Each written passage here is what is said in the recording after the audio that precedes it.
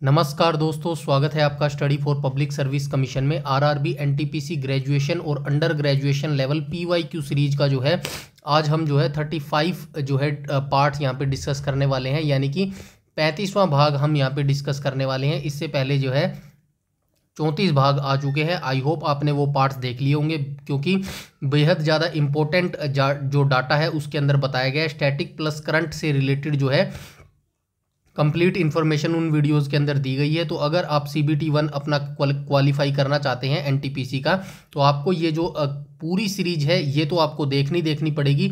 इनके साथ में जो है 2 वीडियोस और आएंगी, जिनके अंदर जो है एक तो स्टैटिक GK की मिलेगी, प्लस दूसरी आपको करंट अफेयर की वीडियो मिलेगी। तो ये वीडियो जो है हमारी सैटरडे और संडे को आती है। इस सैटरडे को जो है वीडियो नहीं आ पाई, लेकिन संडे यानी कि कल ये वीडियो आएगी। और जो है कल किस टाइम वीडियो आएगी, तो शाम को 4 बजे वीडियो आती है संडे को। ठीक है, 4 बजे ये वीडियो आती है। तो इस वीडियो सीरीज को आप देखना ना भूलिएगा। काफ़ी इंपॉर्टेंट स्टैटिक GK जो है इसके अंदर करवाई जाती है, और सभी की जो PDF है वो आपको बिल्कुल फ्री में मिलेगी। कहाँ पर मिलेगी? हमारे टेलीग्राम चैनल पर मिलेगी, जिसका लिंक आपको वीडियो के डिस्क्रिप्शन में मिल जाएगा। वहाँ से जाके जो है ज्वाइन करके आप सारी वीडियो जो है PDF जो है प्राप्त कर सकते हैं। इसके अलावा कोई भी अगर आपका डाउट है, क्वेरी है, या कोई भी आप सजेशन देना चाहते हैं, तो प्लीज़ कमेंट सेक्शन में कमेंट करके बता सकते हैं। वीडियो को बस लाइक और शेयर जरूर करना है आपको।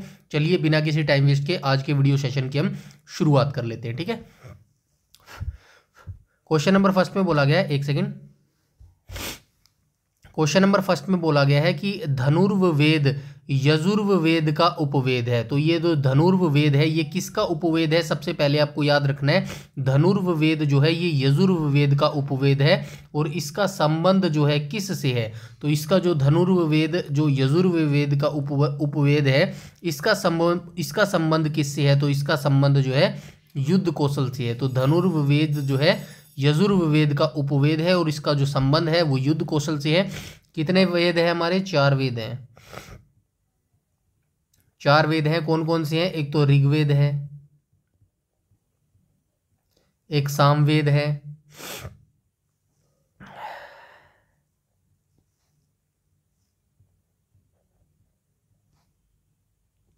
तीसरा हो जाएगा सामवेद, और चौथा हो जाएगा अथर्ववेद। ये 4 वेद हैं हमारे। ठीक है, उसके बाद सबसे पुराना कौन सा है हमारा वेद? तो सबसे पुराना ऋग्वेद है, ये सबसे पुराना है।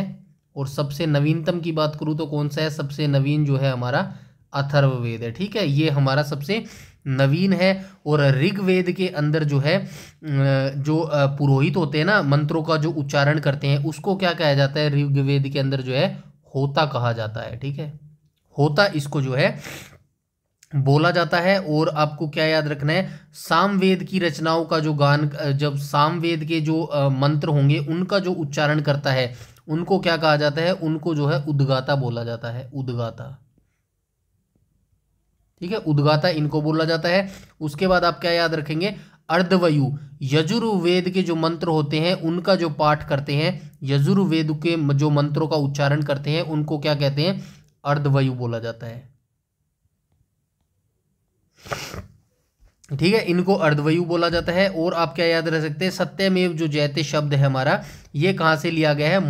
मुंडकोपनिषद से लिया गया है। ये सारी जानकारी जो है आपको याद रखनी है। ठीक है, उसके बाद हम और क्या याद रख सकते हैं? इसके बाद ज़्यादा जानकारी आपको ज़्यादा इसके अंदर डिटेल में जाने की जरूरत नहीं है, क्योंकि वनडे एग्जाम से इतना डीपली जो है इसके अंदर पूछा नहीं जाता। ठीक है, उसके बाद चलते हैं हम नेक्स्ट क्वेश्चन के ऊपर।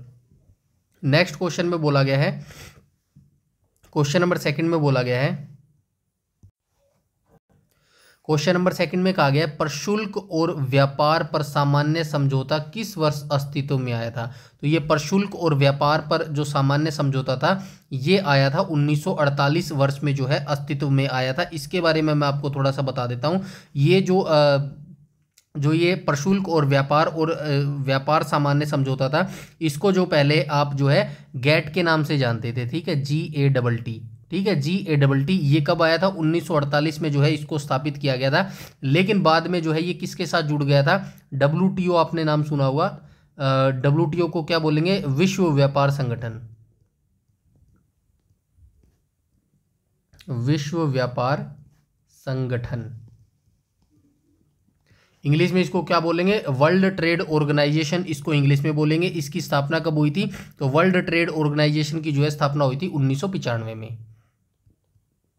ठीक है, 1995 में इसकी स्थापना हुई थी। जो इसका हेडक्वार्टर है वो कहाँ पर हो जाएगा? जिनेवा में जो है इसका हेडक्वार्टर हो जाएगा। ये भी जो है चीज़ आप याद रखेंगे। ठीक है, और ये जो गैट है यही जो है प्रशुल्क और व्यापार समझौता था, जिसको पहले गैट नाम से जाना जाता था, और 1948 में जो है ये अस्तित्व में आया था। लेकिन बाद में ये वर्ल्ड ट्रेड ऑर्गेनाइजेशन के अंदर ही जो है मिल गया था, और वर्ल्ड ट्रेड ऑर्गेनाइजेशन की स्थापना 1995 में हुई थी। चलते हैं नेक्स्ट क्वेश्चन पे। क्वेश्चन नंबर 3 में बोला गया है कौन सी पुस्तक मेगास्थनीज ने लिखी है? तो मेगास्थनीज के द्वारा जो है इंडिका पुस्तक लिखी गई है, और ये कहाँ का निवासी था? यूनान का निवासी था। ये कौन था यूनान का निवासी? ये जो मेगास्थनीज है ना, ये यूनान का राजदूत था, यूनान से आया था। और किसका राजदूत था? तो ये सेल्यूकस निकेटर, सेल्यूकस निकेटर का राजदूत था ये। और ये किसके शासनकाल में भारत आया था? चंद्रगुप्त मौर्य के शासनकाल में भारत आया था। चंद्रगुप्त मौर्य के शासनकाल में भारत आया था। चंद्रगुप्त मौर्य कौन थे? मौर्य साम्राज्य की इन्होंने स्थापना की थी। और किसको हराकर मौर्य वंश की स्थापना की थी? धनानंद को मारकर जो है इन्होंने मौर्य वंश की स्थापना की थी। मौर्य वंश माफ कीजिएगा, जो ये धनानंद था ये किस वंश से संबंधित था? नंद वंश से संबंधित था। नंद वंश की स्थापना किसने की थी? महापद्मनंद ने की थी। वापस घूम के चंद्रगुप्त मौर्य पे आ जाते हैं।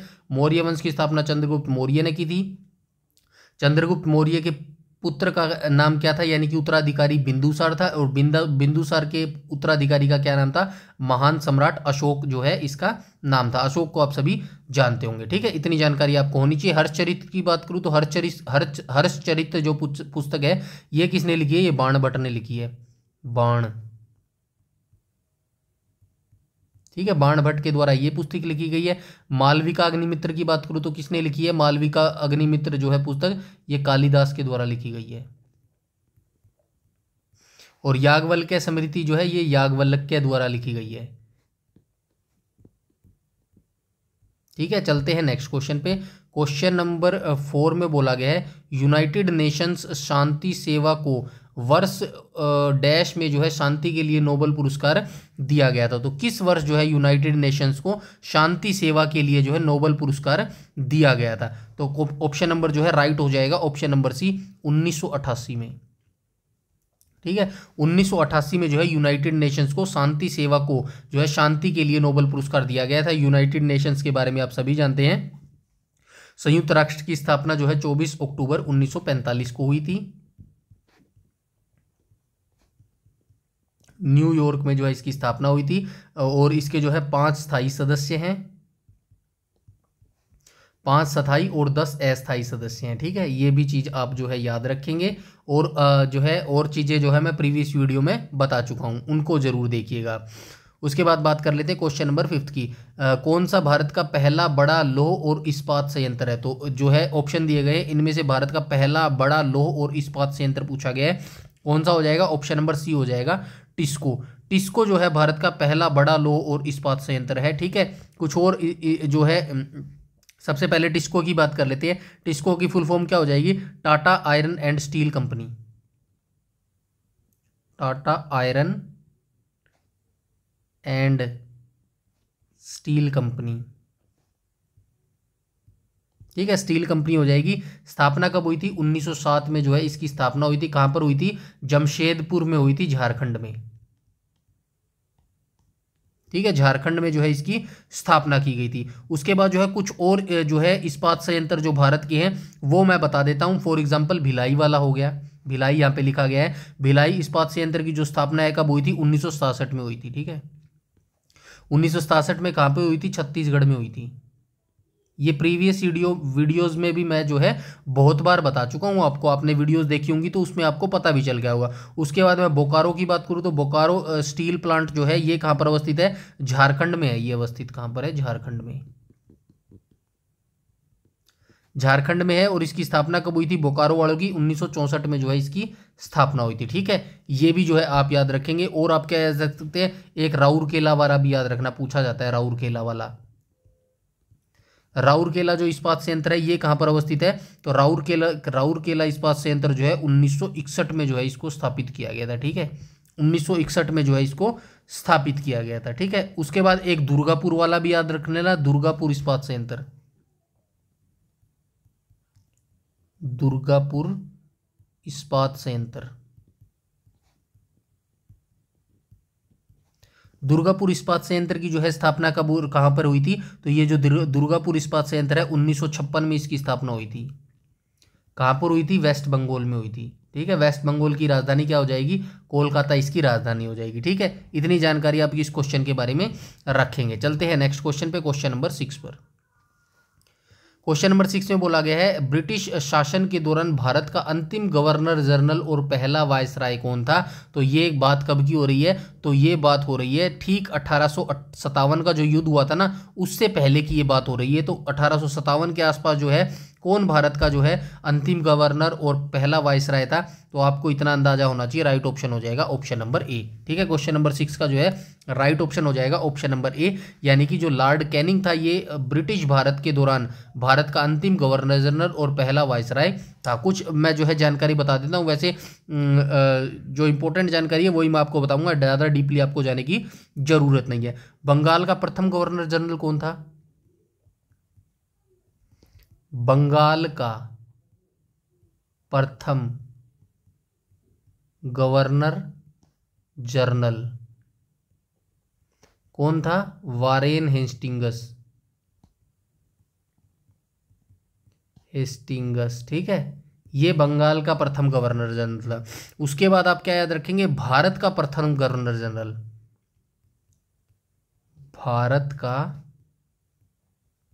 प्रथम गवर्नर जनरल, ऐसे याद रख लेना भाई, जीजे से याद रख लेना। गवर्नर जनरल लिखने में ज़्यादा टाइम जा रहा है। ठीक है, गवर्नर जनरल, ठीक है, ऐसे याद रख लेना, जीजे से गवर्नर जनरल। ठीक है, तो ये भारत का प्रथम गवर्नर जनरल कौन था? तो भारत का प्रथम गवर्नर जनरल था William Bentinck, lord William Bentinck. ठीक है, विलियम बेंटिंग। उसके बाद आप क्या याद रखेंगे? उसके बाद रखेंगे जो है ये आपने देख ही लिया, भारत का अंतिम वायसराय जो है गवर्नर जनरल और प्रथम वायसराय देख लिया, लॉर्ड कैनिंग हो जाएगा। और जो है लॉर्ड जो लास्ट अंतिम वायसराय कौन होएगा? अंतिम वायसराय, ये तो प्रथम था, जो क्या नाम है, लॉर्ड कैनिंग तो प्रथम वायसराय था ना, तो अंतिम वायसराय भी कोई होगा। अंतिम वायसराय कौन था? अंतिम वायसराय, तो अंतिम वायसराय था, ब्रिटिश की बात करूं तो ये था कौन था? ये लॉर्ड माउंटबेटन था, लॉर्ड माउंटबेटन। ठीक है, और अंतिम वायसराय भारत की बात करूं, अंतिम और प्रथम, या प्रथम और अंतिम लगा लो आप, एक ही चीज लगा लो, कुछ ही लगा लो, तो ये हो जाएगा सी राजगोपालाचारी, सी राजगोपालाचारी। ठीक है, ये इतनी जानकारी भी जो है आपको याद रखनी है। ठीक है, चलते हैं नेक्स्ट क्वेश्चन पे। क्वेश्चन नंबर 7 में बोला गया है, क्वेश्चन नंबर 7 में क्या बोला गया? ईयू, ईयू मतलब यूरोपियन यूनियन। ठीक है, यूरोपियन यूनियन, ये ईयू की बात हो रही है, यूरोपियन यूनियन यानी कि यूरोपियन संघ की बात हो रही है। निम्नलिखित में से कौन सा देश समलैंगिक विवाह को वैधता प्रदान करने वाला पहला पोस्ट कम्युनिस्ट जो है देश बना? तो कौन सा हो जाएगा? तो ये बना था भाई ऑप्शन नंबर डी, चेक गणराज्य जो है ये राइट ऑप्शन हो जाएगा। उसके बाद हम बात कर लेते हैं, ये हंगरी जो है, हंगरी किसकी राजधानी हो जाएगी? हंगरी की राजधानी हो जाएगी, माफ कीजिएगा, हंगरी की राजधानी क्या हो जाएगी? हंगरी की राजधानी हो जाएगी बुडापेस्ट। ठीक है, हंगरी की राजधानी हो जाएगी बुडापेस्ट। क्रोशिया की राजधानी क्या हो जाएगी? तो ये जगरेब हो जाएगी, जगरेब हो जाएगी। उसके बाद क्या है? अल्बेनिया, अल्बेनिया की राजधानी क्या हो जाएगी? तिराना हो जाएगी, तिराना इसकी राजधानी हो जाएगी। चेक गणराज्य की बात करूँ तो चेक गणराज्य की राजधानी प्राग हो जाएगी। ठीक है, ये राजधानी भी आप याद रखना।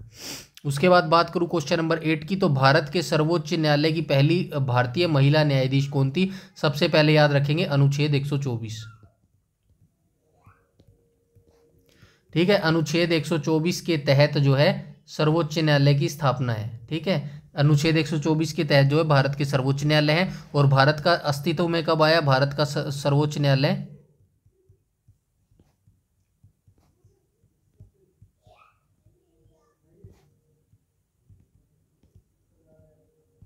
ये आया 26 जनवरी 1950 को। ठीक है, ये डेट भी आप याद रखेंगे। उसके बाद अगर स्वतंत्र भारत से मैं पहले की बात करूं तो ये जो है सर्वोच्च न्यायालय कब की स्थापना हुई थी? ये हुई थी 26 दिसंबर 1800 को। एक तो हुई थी 26 दिसंबर 1800 को और एक हुई थी 8 दिसंबर 1823 1823 है। ठीक है, 1823 ही है।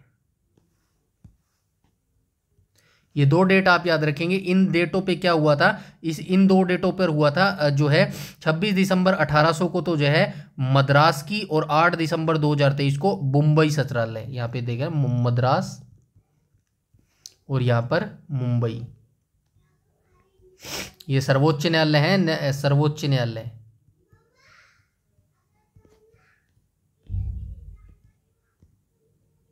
ठीक है, ये सर्वोच्च न्यायालय की स्थापना हुई थी और किसने की थी? किंग जॉर्ज तृतीय ने की थी। किंग जॉर्ज तृतीय ने की थी। ठीक है, ये किंग जॉर्ज तृतीय के द्वारा है सर्वोच्च न्यायालय की स्थापना की गई थी। ये उच्च न्यायालय नहीं है। कभी आपको याद आ रहा हो मद्रास और मुंबई के जो माफ कीजिएगा, मुंबई, मद्रास और जो कोलकाता के उच्च न्यायालय की स्थापना थी वो 1862 में की गई थी। कभी आपको ये याद आ रही हो 1862 में। और इलाहाबाद उच्च न्यायालय की स्थापना कब की गई थी? इलाहाबाद वाले की गई थी उच्च न्यायालय की स्थापना 1866 में। ठीक है, ये उच्च न्यायालय की स्थापना की गई थी और ये उच्चतम न्यायालय, समझ रहे हैं ना? सुप्रीम कोर्ट और उच्च न्यायालय, हाई कोर्ट, तो ये वही डिफरेंस है। ठीक है, चलते हैं क्वेश्चन नंबर 9 पर। 9 में कहा गया एशिया प्रशांत क्षेत्र में निम्न में से किस देश के पास सबसे बड़ी घरेलू संचार उपग्रह प्रणाली है? ऑब्वियसली एशिया में तो भारत का ही नाम आएगा, राइट ऑप्शन हो जाएगा ऑप्शन नंबर डी। तो एशिया प्रशांत क्षेत्र में जो है किस देश के पास सबसे बड़ी घरेलू संचार उपग्रह प्रणाली है? तो हमारे प्यारे देश भारत के पास ही ये प्रणाली है। चलते हैं क्वेश्चन नंबर 10 पर। 10 में कहा गया चंद्रयान 2 के लैंडर का नाम किस वैज्ञानिक के नाम पर रखा गया? तो विक्रम साराभाई राइट ऑप्शन हो जाएगा, ऑप्शन नंबर बी करेक्ट हो जाएगा क्वेश्चन नंबर 10 का। ये मैं शायद पिछली वीडियो में बता चुका हूँ। चंद्रयान 1 और चंद्रयान 2 और चंद्रयान 3 इनकी डेट्स जरूर आप याद रखेंगे। चंद्रयान 1, चंद्रयान 2,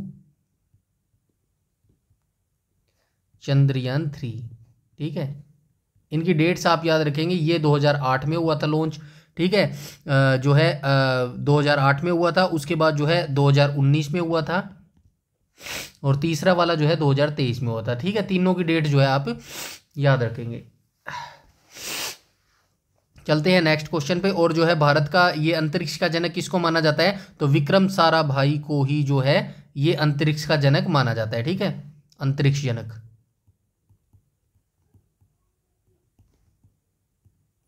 अंतरिक्ष जनक किसको माना जाता है? विक्रम साराभाई को।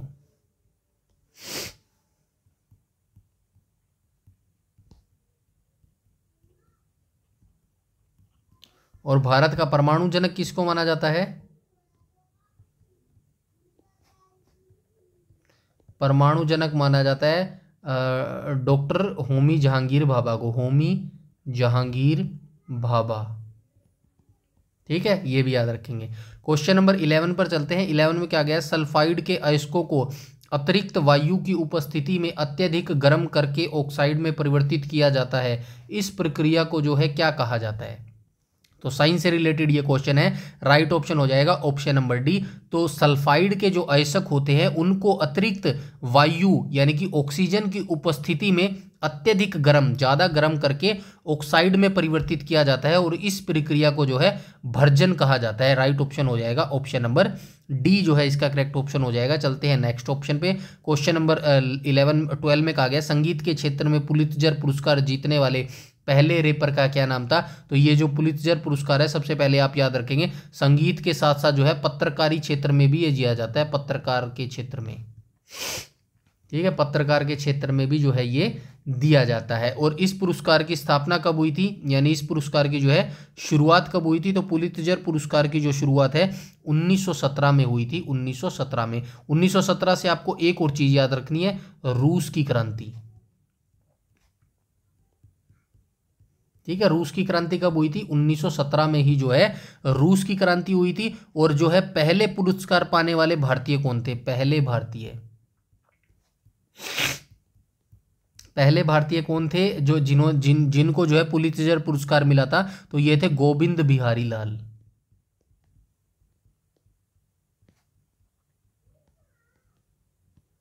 ठीक है, ये चीजें भी आप याद रखेंगे। चलते हैं क्वेश्चन पर। तो संगीत के क्षेत्र में पुलित्जर पुरस्कार जीतने वाले जो है पहले रैपर कौन थे, तो ये थे भाई कोड्रिक लैमार, जो है इसके राइट ऑप्शन हो जाएगा। ठीक है, ऑप्शन नंबर बी करेक्ट हो जाएगा क्वेश्चन नंबर 12 का। चलते हैं नेक्स्ट क्वेश्चन पे। क्वेश्चन नंबर 13 में बोला गया है URL http://www.d2h.com login.php में कौन सा घटक वेब पेज के पाथ की जो है पहचान करता है। तो पेज के जो पाथ की पहचान है वो कौन करता है, तो राइट ऑप्शन हो जाएगा ऑप्शन नंबर बी करेक्ट हो जाएगा। login.php जो है ये इसके पाथ की जो है पहचान करता है। ठीक है, राइट ऑप्शन हो जाएगा option number B question number 13 का। चलते हैं नेक्स्ट क्वेश्चन पे।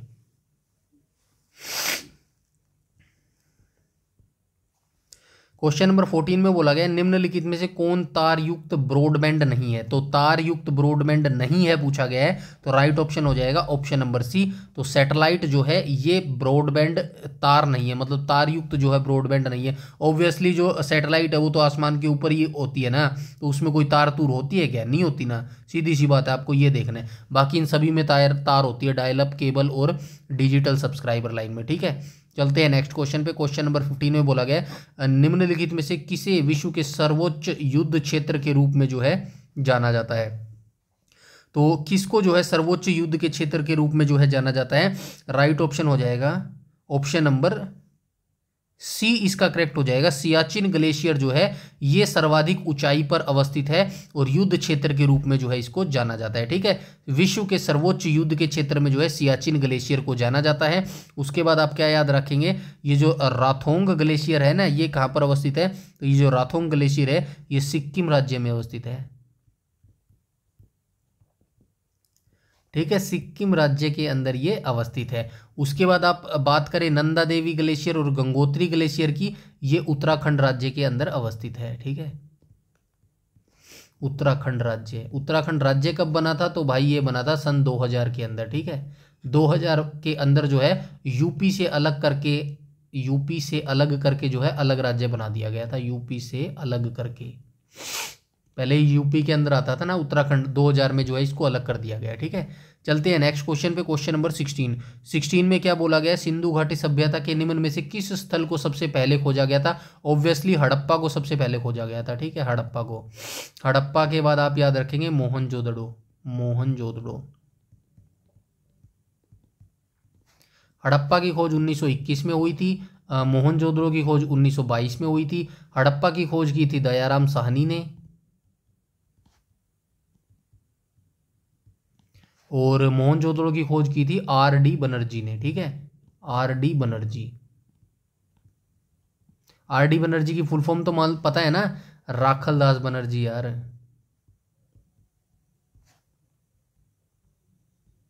ठीक है, राइट ऑप्शन हो जाएगा ऑप्शन नंबर बी। चलते हैं नेक्स्ट क्वेश्चन पे। क्वेश्चन नंबर 17 पे। क्वेश्चन नंबर 17 में बोला गया निम्नलिखित में से किस शहर को पूर्व का स्कॉटलैंड बोला जाता है, तो भारत का कौन सा शहर है जिसको पूर्व का स्कॉटलैंड बोला जाता है, राइट ऑप्शन हो जाएगा ऑप्शन नंबर बी करेक्ट हो जाएगा। उसके बाद जो है शिलोंग को जो है पूर्व का स्कॉटलैंड बोला जाता है। इम्फॉल क्या है, मणिपुर की राजधानी हो जाएगी इम्फॉल। ठीक है, और क्या याद रखना है आपको, मेघालय की राजधानी हो जाएगी शिलोंग। ठीक है, और क्या याद रखना है, जो आइजोल है, आइजोल किसकी राजधानी हो जाएगी, नहीं ये गलत कर दिया यार, मेघालय की आएगी शिलोंग। हाँ तो ठीक तो है, मेघालय की आ जाएगी शिलोंग, मिजोरम की आ जाएगी आइजोल। मिजोरम की हो जाएगी आइजोल। ये जो कैपिटल्स है ना, ये भी आपको याद रखनी है। क्वेश्चन नंबर 18 की बात करूँ तो निम्नलिखित में से कौन सा जो कथन है वो गलत है, इनकरेक्ट जो है इसके अंदर कथन आपसे पूछा गया है। तो चलिए देख लेते हैं क्वेश्चन नंबर 18 को। रक्त शरीर को बीमारी से बचाता है, तो रक्त शरीर को बीमारी से बताता है, ठीक है भाई, ये चीज़ तो ठीक ही लग रही है। रक्त कार्बन डाइऑक्साइड को शरीर की कोशिकाओं से फेफड़ों तक ले जाता है, ये तो बिल्कुल करेक्ट है। रक्त ज्ञानेंद्रिय इनपुट में मदद करती है, ये तो ठीक नहीं ले रहा। रक्त ऑक्सीजन को फेफड़े से शरीर के अन्य भागों तक ले जाता है, ये भी करेक्ट है। राइट ऑप्शन हो जाएगा ऑप्शन नंबर सी, ठीक है। क्वेश्चन नंबर 18 का जो है राइट ऑप्शन हो जाएगा ऑप्शन नंबर सी। जो रक्त होता है ना, रक्त, वो ज्ञानेंद्रिय इनपुट में मदद करता है, ये जो कथन है वो गलत है। बाकी तीनों जो कथन है वो करेक्ट हो जाएंगे, ठीक है। उसके बाद क्वेश्चन नंबर 19 की बात करूं तो भारत में विधानसभा चुनाव में उपरोक्त में से कोई नहीं नोटा विकल्प का जो इस्तेमाल है कब किया गया था? 2013 में किया गया था। राज्यसभा में कब किया गया था? तो राज्यसभा में 2014 में किया गया था। दोनों चीजें याद रखेंगे। राज्यसभा में नोटा का यूज कब किया गया था? 2014 में किया गया था, ठीक है। और 2013 में जो है विधानसभा चुनाव में जो है इसका यूज किया गया था। क्वेश्चन नंबर 19 का। चलते हैं क्वेश्चन नंबर 20 पे। 20 में कहा गया है निम्न में से कौन सा एक कोशिकीय जीव काला आजार नामक रोग का कारण है? तो कौन सा हो जाएगा? क्वेश्चन नंबर 20 का राइट ऑप्शन हो जाएगा ऑप्शन नंबर बी करेक्ट हो जाएगा, लेशमीनिया। जो ये लेशमीनिया होता है, ये एक कोशिकीय जीव होता है जो काला आजार नामक रोग का जो है कारण बनता है। क्वेश्चन नंबर 21 की बात करूँ तो भारत में पहली मेट्रो ट्रेन कब और कहाँ शुरू हुई? कलकत्ता के अंदर शुरू हुई थी। कोलकाता अभी मैं बता के आया हूँ किसकी राजधानी है? वेस्ट बंगाल की राजधानी है। और कब शुरू हुई थी? तो ये 1984 में शुरू हुई थी। कोलकाता, दिल्ली, बेंगलोर, मुंबई, ठीक है ना। दिल्ली में कब शुरू हुई थी? 2002 में शुरू हुई थी, ठीक है। चलते हैं नेक्स्ट क्वेश्चन पे। क्वेश्चन नंबर 22 में बोला गया अक्टूबर 2020 तक प्राप्त जानकारी के अनुसार भारत का सबसे बड़ा रेलवे प्लेटफॉर्म कहाँ स्थित है? यह लगभग 1.3 किलोमीटर है। ये क्वेश्चन इंपॉर्टेंट है, क्या याद रखना है मैं बता देता हूँ। सबसे पहले तो आपको याद रखना है अक्टूबर 2020, तो अक्टूबर 2020 तक की ये जानकारी बिल्कुल करेक्ट है। अक्टूबर 2020 तक जो हमारे भारत का सबसे बड़ा प्लेटफॉर्म होता था, कौन सा होता था? गोरखपुर होता था, ठीक है, जिसकी लंबाई 1.3 किलोमीटर है। लेकिन अब ये जो है ये नहीं रहा, ये चेंज हो गया। कौन हो गया है? अब हो गया है हमारा हुबली। हुबली कहाँ पर है? ये कर्नाटक के अंदर। कर्नाटक का जो हुबली है ना, हुबली, अब ये जो हमारा रेलवे स्टेशन है, ये सबसे बड़ा जो है रेलवे स्टेशन हो गया है कर्नाटक का हुबली। और ये जो रेलवे स्टेशन है कर्नाटक का हुबली, ये किस जोन के अंदर आता है? दक्षिण पश्चिम जोन के अंदर आता है। ये दक्षिण पश्चिम ये जोन के अंदर आता है। और इसकी कुल लंबाई कितनी है? तो इसकी कुल लंबाई है 1560 मीटर, यानी कि 1.5 किलोमीटर लंबा है ये। और ये जो कर्नाटक वाला ये कितना है? ये 1.3 किलोमीटर है। तो याद रखना, अब चेंज हो गया है। कभी आप याद रखो, ये पुराने समय से चलता आ रहा है, भारत का सबसे बड़ा रेलवे प्लेटफॉर्म गोरखपुर, गोरखपुर, गोरखपुर। अब गोरखपुर नहीं है, अब कर्नाटक का हुबली है भारत का सबसे बड़ा लंबा जो रेलवे प्लेटफॉर्म है, ठीक है ना। चलते हैं नेक्स्ट क्वेश्चन पे। क्वेश्चन नंबर 23 में बोला गया कुटीर उद्योग के संबंध में निम्नलिखित में से कौन सा कथन सत्य नहीं है? तो ये ऑप्शन क्वेश्चन देख लिया करिए भाई, सत्य नहीं है पूछा गया ना कुटीर उद्योग। तो कुटीर उद्योग सबसे पहले होते क्या है? जो कुटीर उद्योग जो है सबसे छोटे व्यापार होता है, जो जिनको जो है घर से भी स्टार्ट किया जा सकता है, और कुछ लोगों का जो समूह है वो भी उनको जो है कर सकता है, वही जो है कुटीर उद्योग होता है। तो चलिए देख लेते हैं कौन सा कथन बिल्कुल सत्य नहीं है। तो आइए देख लेते हैं एक एक करके। इसमें उन्नत तकनीक कौशल की जरूरत होती है। चलिए होल्ड रख लेते हैं एक बार।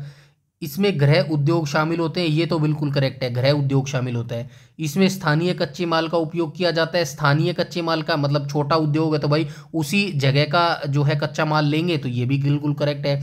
इसमें परिवार या अल्पकालिक श्रमिकों का उपयोग किया जाता है, ये भी करेक्ट है। तो ऑब्वियसली जो रॉन्ग ऑप्शन हो जाएगा वो हो जाएगा ऑप्शन नंबर ए। तो इसमें जो उन्नत तकनीक कौशल की जरूरत होती है, जरूरी नहीं है कि आप जो है बिल्कुल परफेक्ट होने चाहिए, ये कोई चीज़ जो है जरूरी नहीं है। तो राइट ऑप्शन हो जाएगा ऑप्शन नंबर ए। चलते हैं नेक्स्ट क्वेश्चन पे, क्वेश्चन नंबर 24 पर। क्वेश्चन नंबर 25 काफ़ी इजी क्वेश्चन है। नीति आयोग के बारे में तो मैं आपको बार बार बताता हूँ। नीति आयोग की स्थापना कब हुई थी? 1 जनवरी 2015 को इसकी स्थापना हुई थी। किसके स्थान पर हुई थी? योजना आयोग के स्थान पर हुई थी। योजना आयोग की स्थापना कब हुई थी? 1950 में हुई थी। योजना आयोग का काम क्या था? पंचवर्षीय योजना, योजना को लागू करना। ठीक है। सरकार का एक पॉलिसी थिंक टैंक है, इसने डैश को प्रतिस्थापित किया? भारत के योजना आयोग। राइट ऑप्शन हो जाएगा ऑप्शन नंबर टी। तो ये जो नीति आयोग है ये किसके स्थान पर इसकी स्थापना की गई थी? भारत के योजना आयोग के स्थान पर इसकी स्थापना की गई थी। और जो नीति आयोग है उसके जो अध्यक्ष होते हैं वो भारत के प्रधानमंत्री होते हैं, यानी कि जो इसके वर्तमान में अध्यक्ष है वो नरेंद्र मोदी जी है। ठीक है, चलते हैं नेक्स्ट क्वेश्चन पे, क्वेश्चन नंबर 25 पे। 25 में बोला गया है अक्टूबर 2020 तक प्राप्त जानकारी के अनुसार यूनाइटेड नेशंस के महासचिव कौन है? तो ये 2020 के अनुसार जो है राइट ऑप्शन हो जाएगा एंटोनियो गुटेरेस, और वर्तमान में भी यही है। अभी 2025 चल रहा है ना, तो ये भाई वर्तमान में भी यही अध्यक्ष, यही महासचिव हैं वर्तमान में भी यही हैं। ठीक है, वर्तमान में भी जो यूनाइटेड नेशंस के महासचिव हैं वो कौन हो जाएंगे? तो वो हो जाएंगे एंटोनियो गुटेरेस। ठीक है, और यूनाइटेड नेशन यानी कि संयुक्त राष्ट्र के बारे में आपको बता चुका हूँ। 24 अक्टूबर 1945 हेडक्वार्टर हो जाएगा न्यूयॉर्क के अंदर। 26 की बात करूँ तो निम्नलिखित में से कौन सी नृत्य शैली राजस्थान से संबंधित नहीं है? नहीं है तो पूछ लेते हैं भाई। गणगौर जो है ये तो बिल्कुल है भाई राजस्थान से, घूमर भी राजस्थान से, कालबेलिया भी राजस्थान से। ऑब्वियसली आपको मिल गया ना आंसर, जो है किस टेक्निक से मिला है? एलिमिनेशन मेथड से मिला है। राइट ऑप्शन हो जाएगा ऑप्शन नंबर बी। और ये जो लावणी है ये कहाँ की नृत्य कला है? तो ये नृत्य शैली हो जाएगी महाराष्ट्र की हो जाएगी। ठीक है, ये महाराष्ट्र की हो जाएगी। चलते हैं नेक्स्ट क्वेश्चन है, भारत सरकार का सर्वोच्च विधि अधिकारी कौन होता है? तो भारत सरकार का जो सर्वोच्च विधि अधिकारी होती है वो होता है भारत का महान्यायवादी। राइट ऑप्शन हो जाएगा ऑप्शन नंबर डी करेक्ट हो जाएगा क्वेश्चन नंबर 27 का। ठीक है, भारत सरकार का सर्वोच्च विधि अधिकारी हो जाए महान्यायवादी, राइट ऑप्शन हो जाएगा। और ये किस अनुच्छेद के तहत आता है? ये आता है अनुच्छेद 76 के तहत। ठीक है, अनुच्छेद 76 के तहत महान्यायवादी आता है। और जो राज्य का महाधिवक्ता होता है ये कौन होता है? तो ये राज्य का सर्वोच्च विधि अधिकारी होता है। भारत का सर्वोच्च विधि अधिकारी कौन हो गया? महान्यायवादी। उसी तरह जो राज्य का सर्वोच्च विधि अधिकारी होता है वो कौन होता है? वो महाधिवक्ता होता है। और ये किस अनुच्छेद के अंतर्गत आता है? तो ये अनुच्छेद 165 के अंतर्गत आता है। अनुच्छेद 165 के अंतर्गत आता है। ठीक है, और भारत का नियंत्रण एवं महालेखा लेखा परीक्षक ये किस अनुच्छेद के अंतर्गत आता है? ये आता है अनुच्छेद 148 के अंतर्गत। ठीक है, ये चीजें भी जो है आप याद रखेंगे। चलते हैं नेक्स्ट क्वेश्चन पे, क्वेश्चन नंबर 28 में बोला गया है मणिपुर की उस महिला भारोत्तोलक का नाम बताइए जिन्होंने 2018 के लिए भारत के सर्वोच्च खेल सम्मान राजीव गांधी खेल रत्न से सम्मानित किया गया था। तो राजीव गांधी खेल रत्न पुरस्कार की शुरुआत कब हुई थी? राजीव गांधी पुरस्कार की शुरुआत कब हुई थी? 1991-92 में हुई थी। ठीक है, 1991-92 1991-92 में इसकी शुरुआत हुई थी। और पहला पुरस्कार किसको मिला था?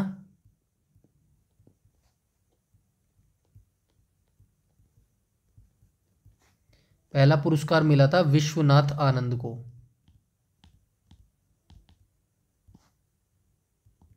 और रिसेंटली जो है इसका नाम भी चेंज कर दिया गया है। तो ये राजीव गांधी खेल रत्न पुरस्कार था ना, इसका जो है नाम चेंज कर दिया गया है। कब नाम चेंज किया गया है? 2021 में जो है इसका नाम चेंज किया गया है। 2021 में जो है इसका नाम चेंज करके क्या कर दिया गया है? मेजर ध्यानचंद खेल रत्न पुरस्कार।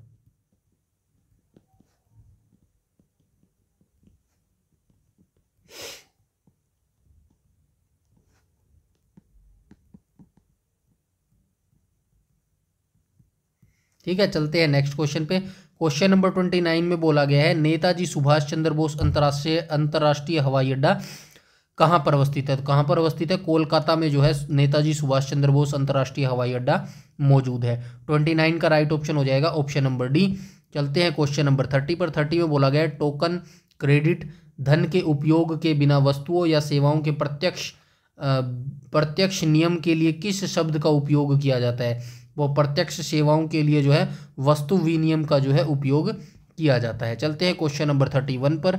31 में क्या कहा गया है? समोच्च जुताई क्या है? तो समोच्च जुताई क्या होता है भाई? समोच्च रेखाओं के साथ ढालू भूमि पर जुताई जो है, ढालू भूमि पर सिंचाई। चलिए कोई बात नहीं, राइट ऑप्शन वैसे ऑप्शन नंबर ए हो जाएगा।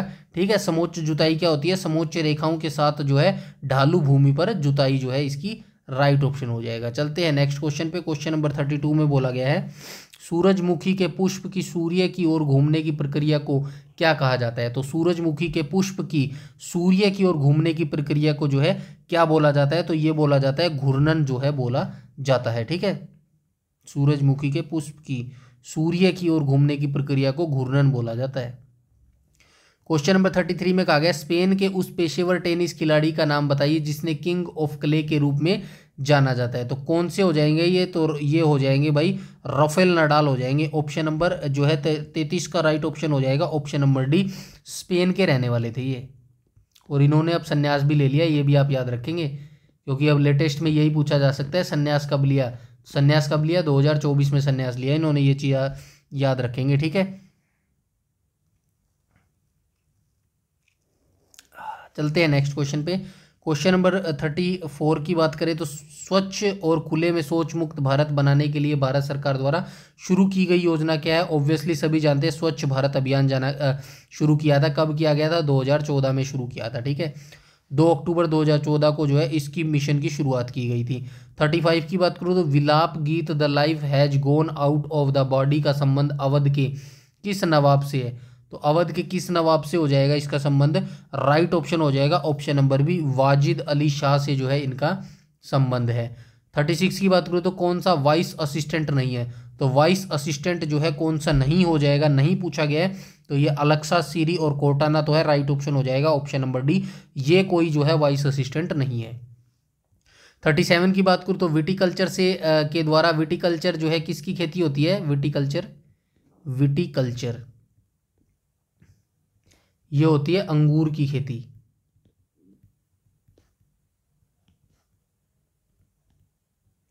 भारतीय राज्य में सर्वाधिक उत्पादन होता है तो किस में होता है? महाराष्ट्र में होता है। 37 का राइट ऑप्शन हो जाएगा ऑप्शन नंबर बी। चलते हैं नेक्स्ट क्वेश्चन में। मनुष्य में बोनेपन के लिए निम्नलिखित में से क्या उत्तरदायी है? कौन सा हार्मोन जो है बोनेपन के लिए उत्तरदायी होता है?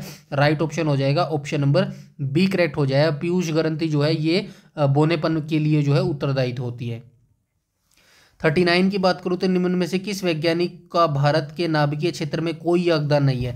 तो राजा रमन्ना का वैज्ञानिक नाभिकीय क्षेत्र में बिल्कुल योगदान है। होमी जहांगीर भाभा तो ये तो जनक ही माने जाते हैं भारतीय नाभिकीय के। उसके बाद शेखर बसु भी है, राइट ऑप्शन हो जाएगा option number C, CNR Rao जो है ये नाभिकीय क्षेत्र में इनका कोई भी योगदान नहीं है।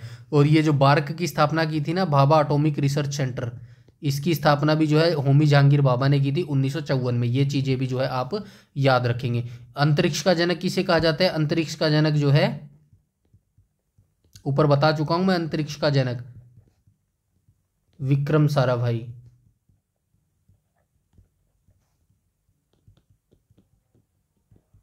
किसकी स्थापना की थी? इसरो की स्थापना की थी। कब की थी? 1969 में की थी। ठीक है, तो ये आज के क्वेश्चन थे जो हमने यहाँ पे डिस्कस किए। आई होप आपको वीडियो अच्छी लगी होगी। वीडियो अच्छी लगी हो तो प्लीज़ इसको लाइक करना है और शेयर करना है आपके दोस्तों के साथ। ठीक है, जो भी स्टडी की जो भी जो है कंपटीशन की तैयारी कर रहा है उन सभी के साथ जो है इस वीडियो को शेयर करना है। कोई भी अगर आपका डाउट है, क्वेरी है, सजेशन है तो कमेंट सेक्शन में कमेंट करके बता सकता है। चैनल पर पहली बार विजिट कर रहे हैं तो चैनल को सब्सक्राइब कर लीजिएगा और बेल आइकन बटन को टैप कर लीजिएगा ताकि समय पर आपको सारी नोटिफिकेशन मिलती रहें। यूट्यूब पर अगर आप हमें फॉलो करते हैं तो हमारा टेलीग्राम ग्रुप जरूर से जरूर ज्वाइन कर लेना, जिसका लिंक आपको वीडियो के डिस्क्रिप्शन में मिल जाएगा। सारी PDF जो है, सारी रिलेटेड जानकारी जो है टेलीग्राम पर प्रोवाइड करवाई जाती है। इस वीडियो में इतना ही, तब तक के लिए धन्यवाद।